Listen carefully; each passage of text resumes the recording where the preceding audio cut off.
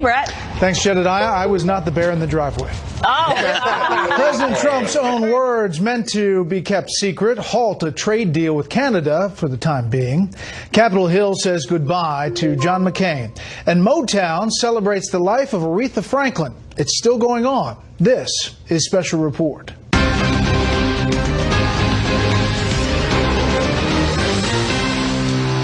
Good evening. Welcome to Washington. I'm Bret Baier. At the beginning of a holiday weekend dedicated to the American worker, President Trump is digging in and insisting on a trade deal with Canada that gives the U.S. a better deal than NAFTA. Mexico got on board, according to the administration, earlier this week. Now the pressure is on our neighbors to the north. But leaked comments from the president could change the dynamic dramatically. Chief White House correspondent John Roberts starts us off tonight with what turned out to be an off-the-record, on-the-record day at the White House. Good evening, John. You gotta hate when that happens. Bret, good evening to you. The White House insists that the revised trade deals that the United States is negotiating with some of our biggest trading partners will be a big benefit to workers and farmers and ranches and businesses. But something happened today that added a whole new level of uncertainty as to whether the U.S. can get a new trade deal with Canada. It wasn't quite an international incident, but the timing couldn't have been worse. A Canadian newspaper publishing off-the-record comments President Trump made to Bloomberg about NAFTA. I gave an interview yesterday to Bloomberg Business, and I said off the record, and I made a statement about Canada, which is fine, because I love Canada. But they've taken advantage of our country for many years. According to the Star newspaper, the president said he won't compromise with Canada, that any deal would be, quote, totally on our terms.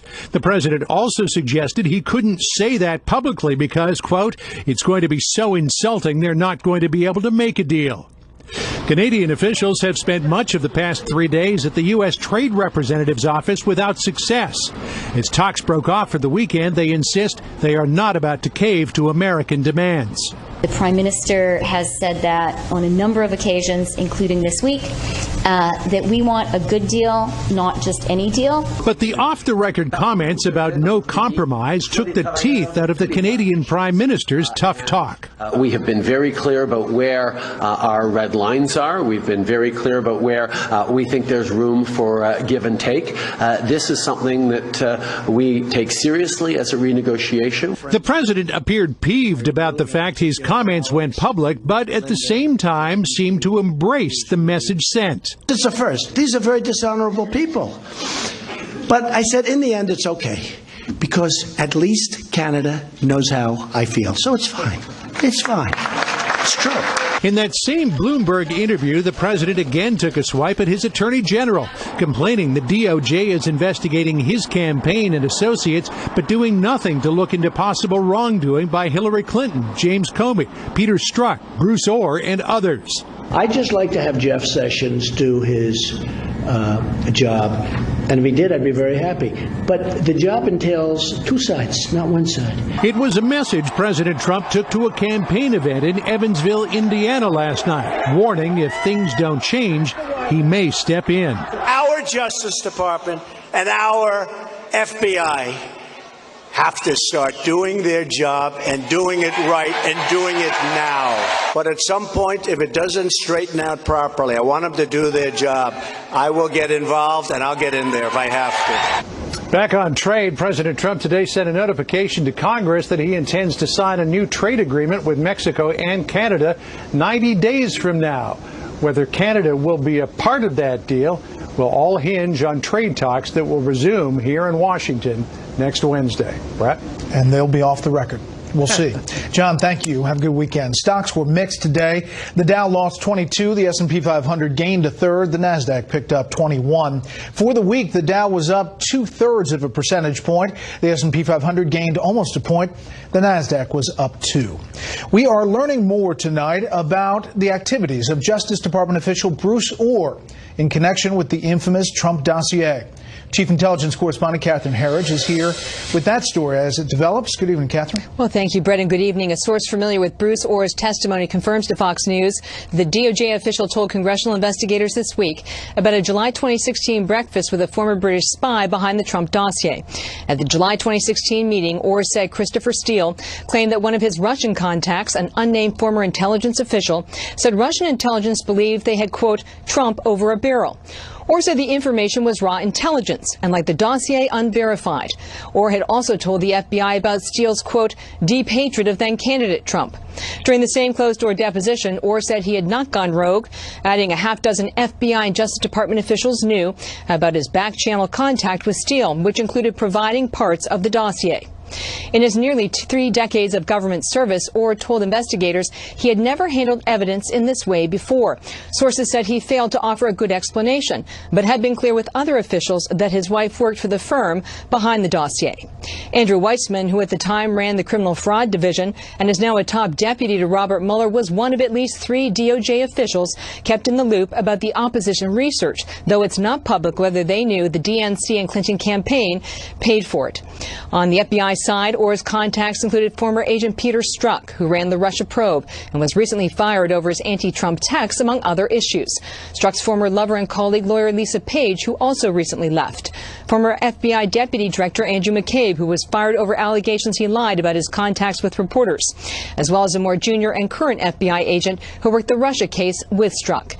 House Democrats say the focus on Orr, a career civil servant whose portfolio did not include Russia, is being mischaracterized by Republicans, and his outreach on behalf of Steele was not prohibited or unlawful, Bret. Catherine, thank you. You're welcome. President Trump was not part of today's activities remembering Senator John McCain here in Washington, but almost all of Washington political elite were, including the vice president speaking for the president, top members of Congress, and dignitaries from around the country. Chief Congressional Correspondent Mike Emanuel joins us live from Capitol Hill, where at this hour the public is still getting a chance to pay tribute to the senator lying in state. Good evening, Mike. Bret, good evening to you. Senate Majority Leader Mitch McConnell said they were gathered to recognize a great loss and to celebrate a great life.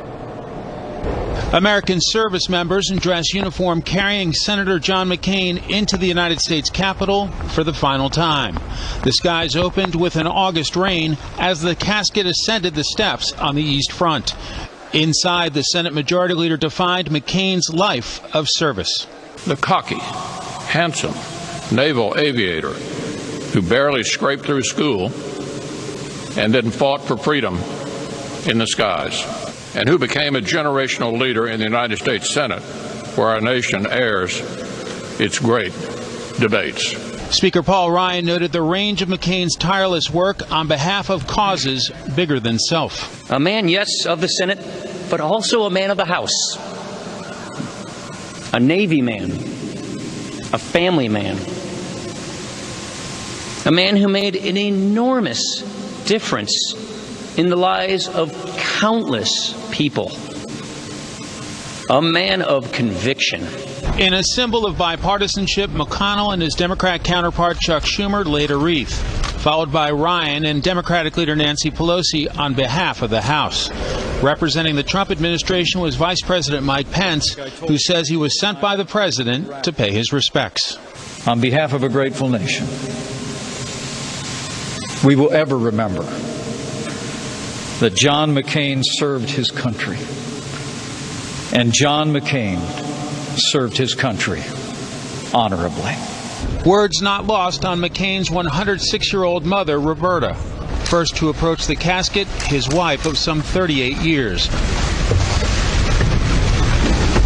Followed by family members and mourners who spanned generations and bridged the political divide, and they all found their own personal way to say goodbye. Members of the public are paying their respects to the senator as well. Before the procession, the Senate chaplain put into words the gratitude many felt. We give thanks for the consequential life of Senator John McCain, a drum major for courage, truth, and justice. There was a touching private moment later when Senator Lindsey Graham brought Cindy McCain onto the Senate floor. She sat at her husband's desk, and Graham gave her some of the white roses that were part of a memorial tribute. Bret? We'll have full coverage tomorrow of the funeral. Mike, thanks. Sure. Another goodbye today, a star-studded day in Detroit for the funeral of the Queen of Soul. The celebration of Aretha Franklin's life began with the Queen's arrival in a gold casket, and some 8 hours later, at this hour, it's still going on, following a day of prayer, incredible tributes, and some of the most powerful voices in music. Correspondent Laura Engel takes a look from Motown.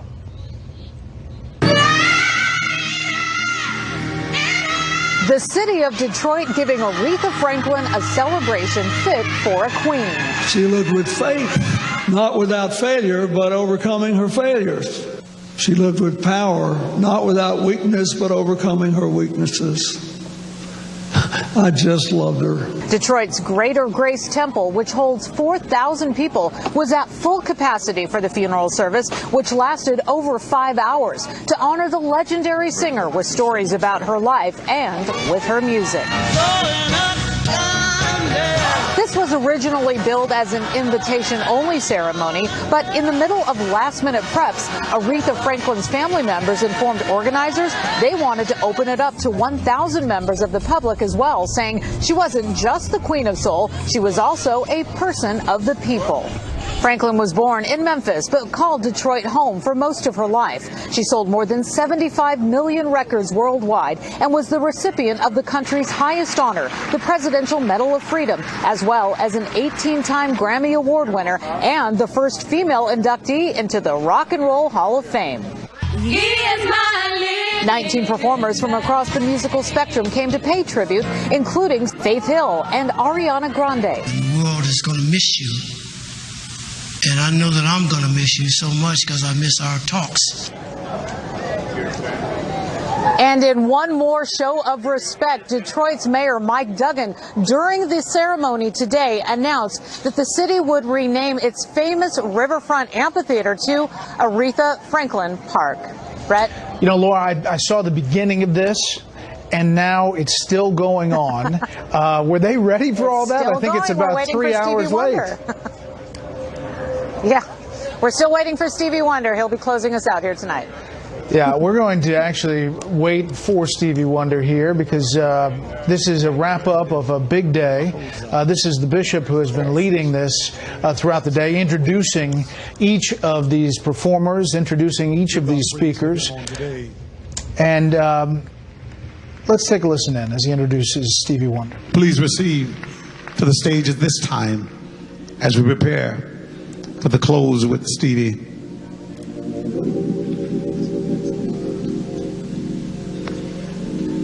One who has also been a Detroiter during much of her life. She told us that sometimes you have to take a midnight train to Georgia. That you are the best thing that ever happened to me. Brothers and sisters, put your hands together for Miss Gladys Knight.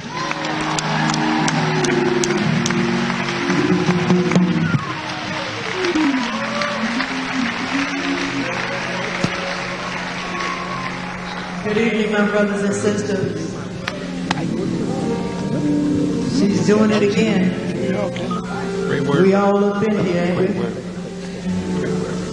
It's been a great journey, and He knows our every need, everywhere we are, and He gives us the remedies to everything, one way or the other, because He loves us like that.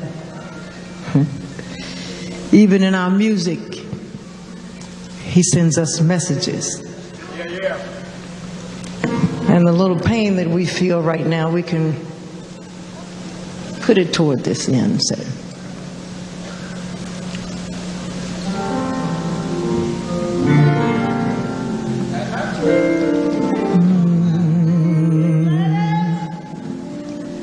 When you walk through the storm, hold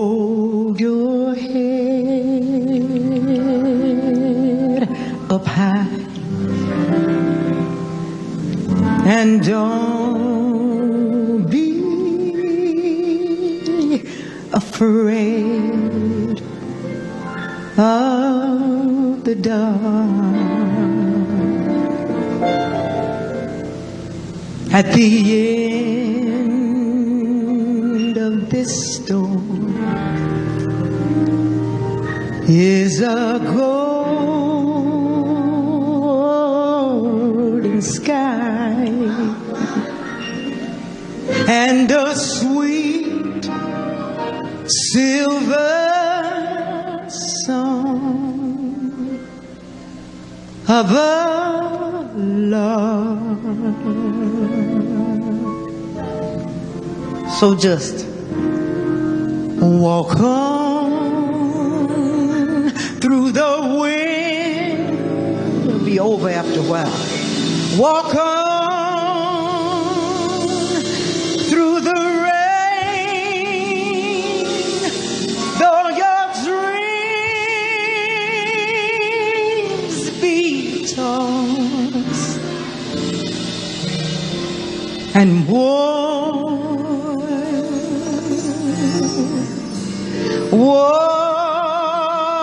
on. All you gotta do is walk on.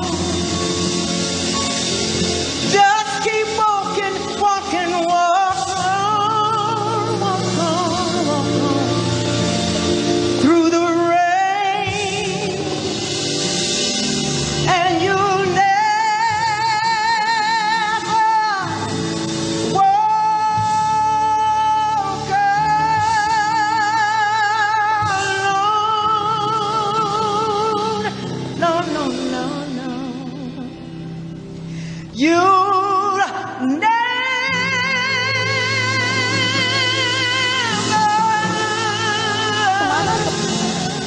you'll never walk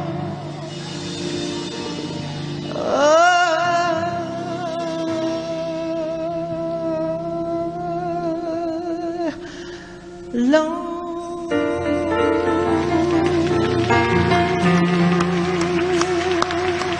'Cause you'll feel it sometimes. You'll say, when you're weary,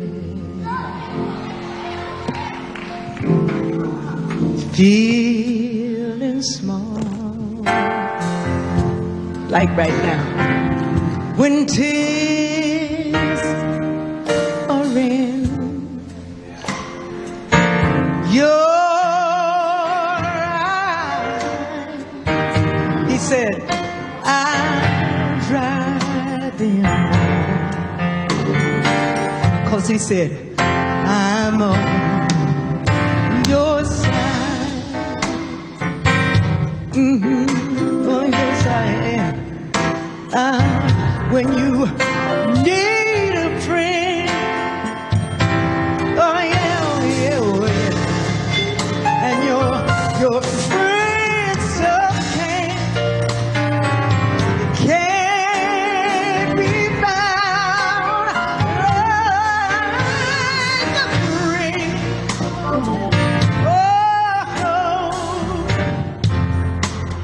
Trouble water, I will let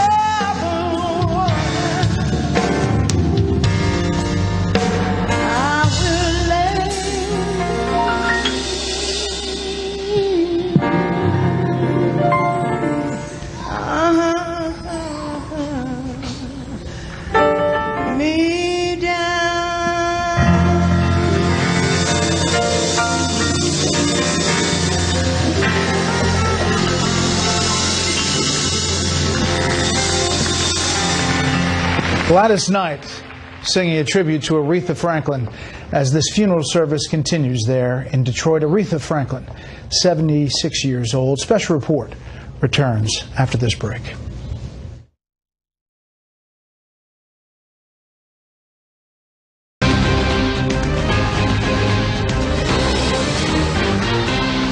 Back to the news. The Trump administration cutting funds to the United Nations agency that helps Palestinian refugees. The move ends decades of U.S. support. State Department spokeswoman Heather Nauert says the U.S. will no longer pay a disproportionate share of the agency's costs. She also calls it an irredeemably flawed operation. No comment so far from the UN. A growing number of people whose official birth records show they were born in the U.S. are reportedly being denied passports and unable to get into the country. Correspondent Casey Stiegel takes a look. Immigration lawyers across South Texas say they've recently become overwhelmed with a spike in cases of American citizens who've either been denied U.S. passports or had their valid ones revoked. Who are we really protecting? Are we protecting the American citizens? Because in this case, we're actually deporting the American citizens. The ACLU says it's hearing from a variety of South Texans, especially in border communities. People who are U.S. citizens with U.S. birth certificates who are stuck in Mexico because their passports were taken while trying to re-enter the country, or claims that some are even being held at immigrant detention centers until their birth records are verified. But now they're seeing the administration actually fighting these cases and taking them to trial. That's a huge issue. The U.S. State Department is pushing back on those claims and the Washington Post's first reporting of the story. In a statement, Heather Nauert, spokesperson for the department, says, quote, "This is an irresponsible attempt to create division and stoke fear among American citizens while attempting to inflame tensions over immigration." South Texas, the State Department says, is where fraudulent birth documents have been found, issued by specific doctors and midwives along the Texas-Mexico border. Nauert adds, quote, "Under the Trump administration, domestic passport denials for so-called midwife cases are at a 6-year low." Lawyers with the ACLU say they're now looking at their legal options. They recently celebrated a victory by successfully suing and halting the separation of immigrant children from their families at the border this past summer. Bret? Casey, thank you. Staying in Texas, a federal judge in Texas says he believes DACA, the Deferred Action for Childhood Arrivals, is illegal. He says it will probably be struck down, but for now he is letting it continue to operate. That postpones a conflict with 3 federal orders that have required the government to keep accepting DACA renewals, even after President Trump tried to end the program last year. The Democratic congressman challenging Texas Senator Ted Cruz this fall reportedly tried to drive away from a 1998 drunken driving incident. Beto O'Rourke has long acknowledged that arrest and called it an inexcusable mistake. Now, 2 Texas newspapers today cite a police report from a witness to that accident. The Houston Chronicle reports both campaigns have declined to comment so far. O'Rourke made a splash last week when he responded to a question about NFL players kneeling during the national anthem by saying he could think of nothing more American. Well, as we head to break, we wanted to bring you back to Aretha Franklin, that celebration of life going on, the funeral now in Detroit. Stevie Wonder is paying tribute. We'll be back on the other side of the break with more news from Washington. But throughout the world, is that we need to make love great again.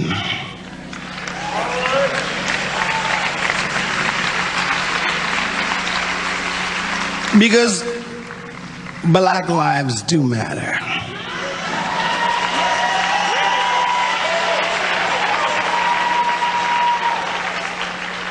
Because all lives do matter.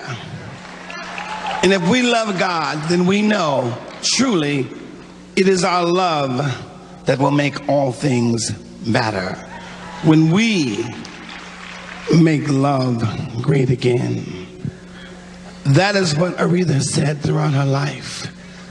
Through the pain, she gave us the joy and said, let's make love great again. I never imagined that when I wrote the song at the age of 15, Aretha Franklin will be singing Till You Come Back to Me. but she did. And better than I could have ever. And I thanked her every time we talked about that, and we talked about doing another song together on the next album we're going to do. But you know what? I look forward to that time, if I'm so blessed to be with her again, to write the song that God wants me to write that will be the best ever. Until then, I want everyone to join me, and I want to sing a song to Aretha that I know we all feel, and I know we all want to express. So that's what I want us to do now. Amen. Thank you.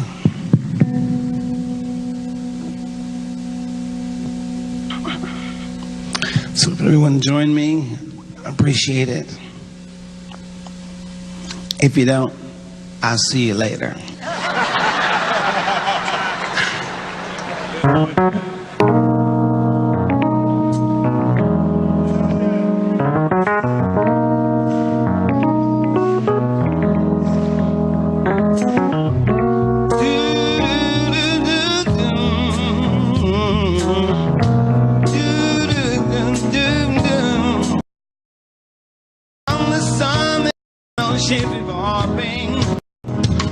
And the rosebud blew in early May. Signal us good, and rest your mind assured that I'll be loving you always.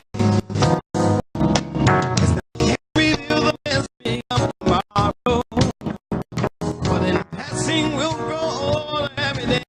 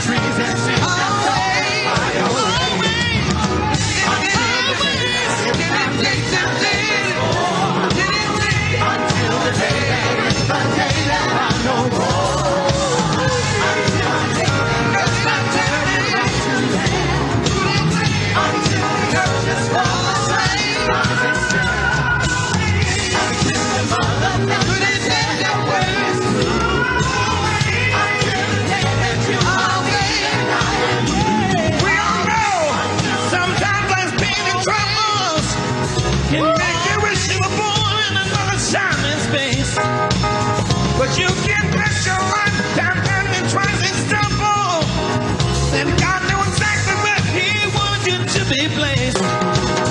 So make sure when you say you're in, but not early, you're not coming to the place some come go well. Change your words into truth, and then change the truth into love. And maybe I'll just let you to then they bring them to the world. I'll be loving you until the rainbow bursts the diamond in the sky.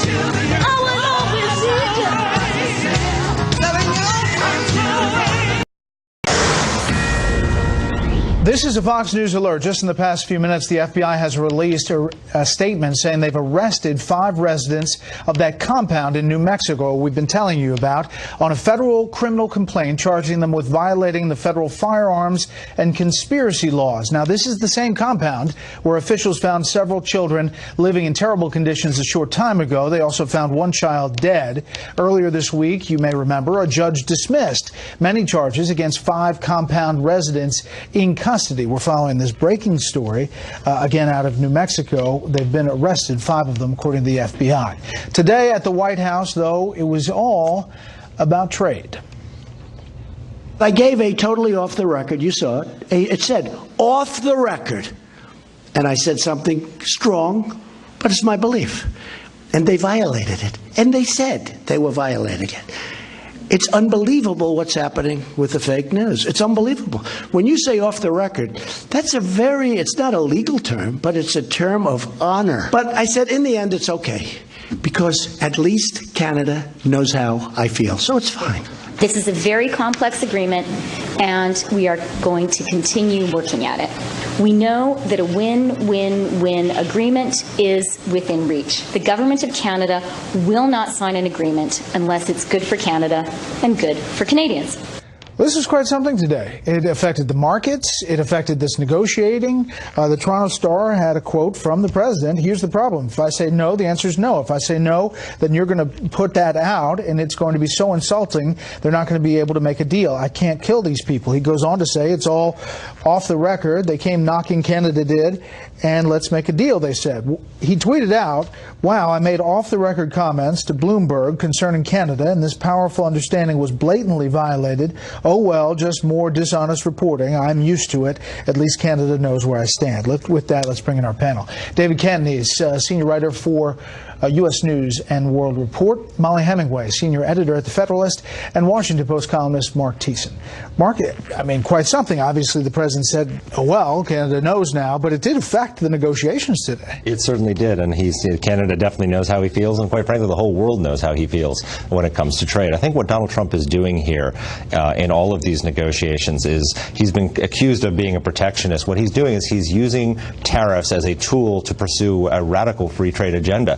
At the G7 summit, he proposed in that meeting, all tariffs gone, all trade barriers gone, and everybody said no. And they all said, we're not going to negotiate with a gun to our heads. Well, guess what? Front page of the New York Times today. This is from the failing New York Times. President Trump's threat to impose tariffs on imported cars is working, sending foreign leaders from Mexico to Japan racing to the negotiating table to make deals. The European Union just agreed to go to zero tariffs on automobiles because what he did was he threatened tariffs. He imposed tariffs on steel and aluminum and said, guess what? I'm going to do it on cars too. And they believed it. It was a credible threat because he had done it on steel and aluminum. So he is using these tariffs as a tool to tear down trade barriers with our trading partners. I mean, it seems to have worked with Mexico to get them to the table and to sign on to what he wanted. It was an interesting media story, too, Molly. Yeah, Bloomberg saying that they didn't do it. President Trump is right that it's not a legal term, but when you agree that someone is speaking off the record to you, you do protect that. That's a very important thing to protect. It's an issue of trust and how you feel like the relationship is with a media outlet. They claim that they didn't violate that, although it's there's not a good explanation for how these comments and direct quotes got leaked to the Toronto Star. Yeah. But it also it's also interesting about the larger media story. As Mark points out, we were being told that President Trump loves tariffs and loves nothing more than killing free trade agreements, when in fact what it looks like he was doing is what he said he was doing all along, which is applying a stick to negotiate better deals. NAFTA is a 25-year-old deal. Whether you love it or hate it, there's no question that the economy has changed quite a bit in 25 years. And the proof is in the pudding. The EU Trade Commissioner says they'd be willing to have zero tariffs if we do zero tariffs. That's very much in line with what President Trump had said he wanted. Lower tariffs, lower barriers, lower problems that limit free trade. So I think a lot of people just weren't covering this story accurately at all. David, how does this play politically? The president is saying, listen, we're getting taken advantage of, and he goes to these places like Indiana and Iowa and all these places in the Midwest and says, listen, you might feel the pinch for a while, but we're going to win this thing. And is he winning it in the eyes of people in the middle of the country? He has a partial victory right now. The reason I say it's partial victory is because, first of all, a lot of people didn't think he was able to get this far. And Mexico's come to the table, and it looks like the sticks are working. The caveat that I would put on this is that Congress has to approve anything that is agreed to, and they get a 90-day window. We're now within 70 days of an election that is probably you're going to have a Democratic House in 70 days. Now, why would a Democratic House go along with any type of trade agreement that Donald Trump has? So I think we're dealing, I mean, look, Trump could get this agreement with Canada and Mexico, but if he's dealing with a Speaker Nancy Pelosi in 3 months to try to ratify it, that is and a very closely divided Senate. And remember, there are Republicans that are against a lot of what's going on here. Ben Sasse, you might lose Republican senators for some of the details in these trade agreements. Right, but you could gain some Democrats like Sherrod Brown in Ohio and others. Quickly, Lighthizer, the U.S. trade rep, was on this show and said, really, this all has to do with China. Well, sure, because China, and this is you have to separate out the arguments between Europe and Canada and Mexico and China. China is violating our intellectual property. I mean, it's one of the biggest thefts of intellectual property in human history. There are legitimate issues. So even people who have been critical of what the president was doing when it comes to the EU, when it comes to our trading partners and our allies, should be backing him when it comes to China. All right. As for that breaking story out of New Mexico, I just told you about, the FBI is now adding more details, saying they arrested all 5 extremist Muslims. That's how they're characterizing the 5 arrested here on federal charges. We'll continue to follow that story after a judge dismissed all the charges just the other day. Next up, Friday Lightning Round.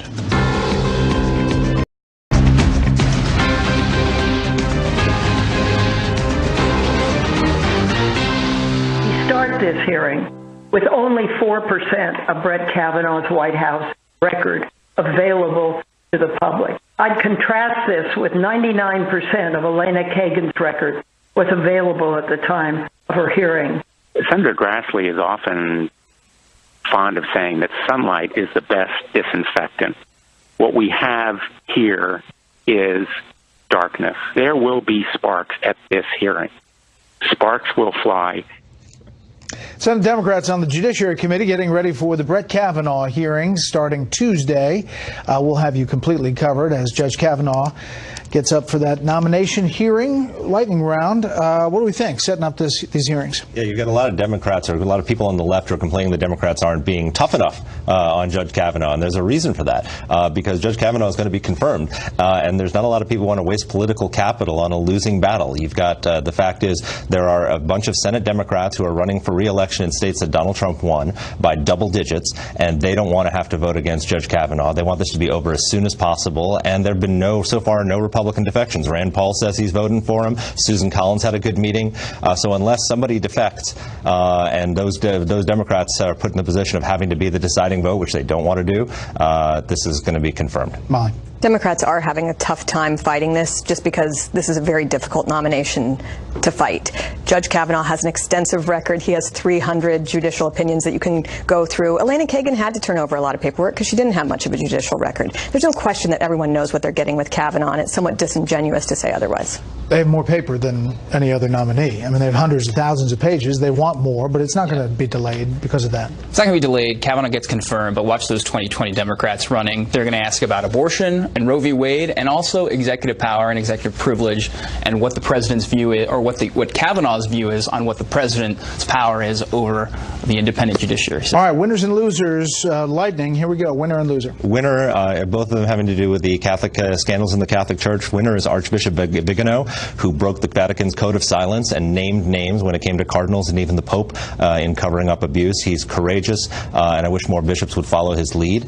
Loser is Cardinal Kupich of Chicago, who said that Pope Francis has more important things to do than focus on sexual abuse, the rabbit hole of sexual abuse, because he's got to handle climate change and immigration. And he also said that the people who don't like him are doing it because he's Latino. I mean, one, he's not Latino. Two, really? I mean, that's beneath the office of a cardinal. All right, winner and loser. Winner, Andrew Gillum surprised people in Florida by winning that gubernatorial election. He is a very progressive candidate. This is more significant than Alexandria Ocasio-Cortez, who also got a lot of media coverage. This shows the Democrats really, and Republicans should be aware of the growing progressive part of their party. My loser, the media, not just because of their mess up with the story involving Lanny Davis and Michael Cohen, a fake news story that they promulgated, and some media outlets didn't come clean when it was revealed that they hadn't handled that story properly, but also the media for how they're handling the Catholic Church situation. They're treating it as if credible allegations of a cover-up of sexual abuse by up to and including the Pope himself are just the result of political considerations instead of concern for children. Winner and loser. My winner is Joe Biden. I think his heartfelt tribute to John McCain was an important moment of national unity that this country is desperate in need of. I also think he's the only Democrat in the country that can really connect with people outside his party. I don't think Elizabeth Warren, Bernie Sanders, even Barack Obama can. And I think we're going to see more of Joe Biden this fall on the campaign trail and his ascent rising. My loser is the Texas Republican Party. You mentioned Beto O'Rourke's problem with the DWI. I think that's a fair attack. What's not a fair attack is attacking a guy who was in a band in college. Isn't that a pro? Don't we want that? They say he's in a dress, but man, I think that's a reason to vote for a politician. Winners and losers. Thank you very much, panel. When we come back, notable quotes.